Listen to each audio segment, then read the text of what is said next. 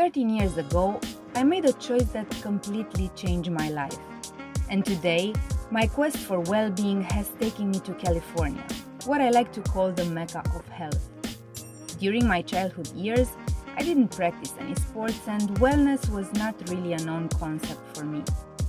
But I remember enjoying the vegetables from my grandmother's garden and camping every weekend with my family. I was a healthy, happy kid. Later on, when I moved to Bucharest, I became interested in health and I started improving my lifestyle. First step was to get myself a gym membership, and with that came the healthy eating, the cooking, the yoga, and a more mindful way of living. This is when I began my personal transformation journey, and that's the best thing that ever happened to me. In time, I made it my mission to inspire and help other people to transform their lifestyle. So, I like to think I am a wellness warrior to myself and my community. This constant search for knowledge and inspiration has brought me to California, where I interviewed a number of experts about the latest wellness trends. Everything from superfood hunting to modern shamanic rituals and vegan fashion style. This documentary is exploring ways to live in a more sustainable, conscious way, and it's following my personal quest to find greater wealth and happiness, one I can share with the rest of the world. Yeah, so we just arrived at Darren's property and I'm super excited to meet him and I have so many questions, so this will be super interesting. My first stop was in Malibu to meet Darren Olin, first ever health and wellness expert to be named a superfood hunter. Inspired by his travels around the world, he has created a personalized approach to achieve optimal health through small changes and daily habits. On wild foods, foraging the plants. So it was really the running around to the Amazon and on mountaintops in the Himalayas and kind of everything in between in 35 plus countries was really because the morality and the ethics of knowing where these foods were coming from and how they were cared for intimately was something that I needed to know. And Darren is the main reason I came to California, to create together a wellness plan that follows his philosophy and lifestyle. After I head to Orange County to meet Josh Kramer, an international yoga teacher from New Zealand, famous for his unique blend of Iyengar yoga and Vinyasa style, and his amazing Instagrammable yoga poses. I'm able to use my asana practice to become very connected to my body. Iyengar himself says, how can you know God if you don't know your big toe? So I take that literally, in that I need to become in touch with my body. When I'm in a warrior two or a handstand, I'm focusing on every point of my body to the point that the outside world fades away. We had such a fun and relaxed conversation about his yoga philosophy and how he is nowadays combining family life with self-practice and traveling around the world to teach yoga. I was fortunate to meet amazing Julie Pyatt in her beautifully designed house in the Santa Monica Mountains. Julie, also known as Srimati, is a mystic mother, musician, artist, chef, author, and healer who lives her life immersed in devotion and expansive creativity. What is the architecture within this house? So suddenly it's not just like, oh, there's a building. It's like, no. What is the frequency that created the building? What is it really saying?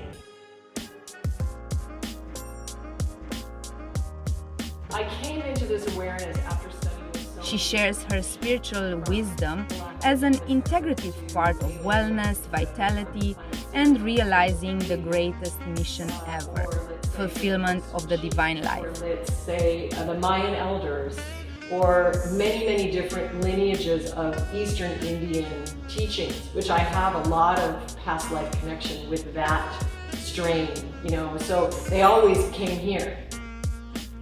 Fashion has always been an interest to me, And since I became vegan, I struggle with style-conscious choices.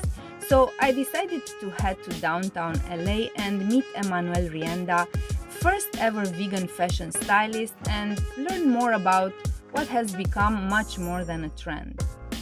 She has shared how her personal journey led her to adopt a vegan lifestyle and decided to stop promoting the use of leather, wool, exotic skins and feathers.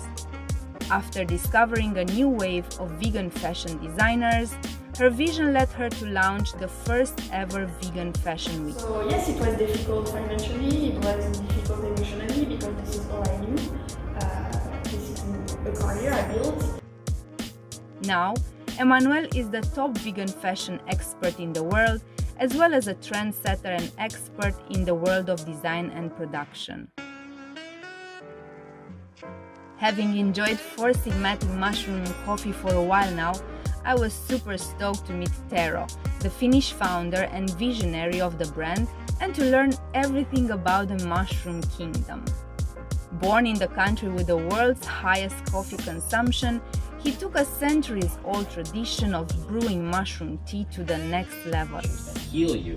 And there's actually way more mushrooms in the world than there are plants. There's at least 6 times for every tomato. There's 6 unique kinds of mushrooms. And a lot of people only think of like a few kinds of mushrooms. His products go everything from coffee to elixirs and edible skincare.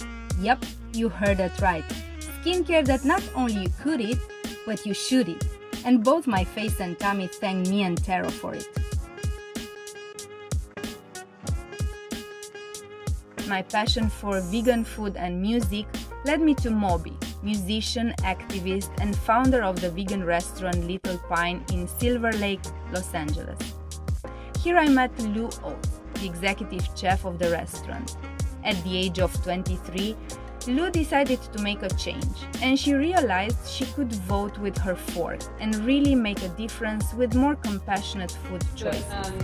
It's a really fun creative process, kind of getting a new item that everybody likes and loves, and it's, for as a chef, it's been really good to be challenged to get to a finished product. What makes this restaurant unique is not only the delicious plant-based food, everything from French toast and pancakes with coconut whipped cream for brunch to gourmet dinners with raviolis and house-made cheese platter.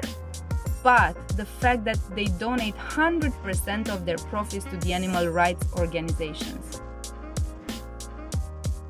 While being in California, I took the opportunity to do a complete holistic checkup of myself. And I met with the renowned functional doctor Sarah Corgi, a licensed naturopathic doctor with a particular expertise in women's health. Combining tools and wisdom drawn from both Eastern and Western philosophies, Dr. Corgi's main focus is on building the foundation of health, restoring the balance in the body, and really empowering the connection with your own power to heal. There's so much information out there about diet and exercise, and it's really about listening to the body, your own body, and knowing what is right for my body. So I received individualized and unique recommendations on how to optimize my life, everything from the healing powers of food, herbs, movement, and other therapies. This experience has been a real eye-opener for me, and I'm so looking forward to share the in-depth conversations with all of these amazing experts. So follow my quest for Wellth, and hopefully by the end of this journey, you will get inspired and motivated to become your own wellness warrior.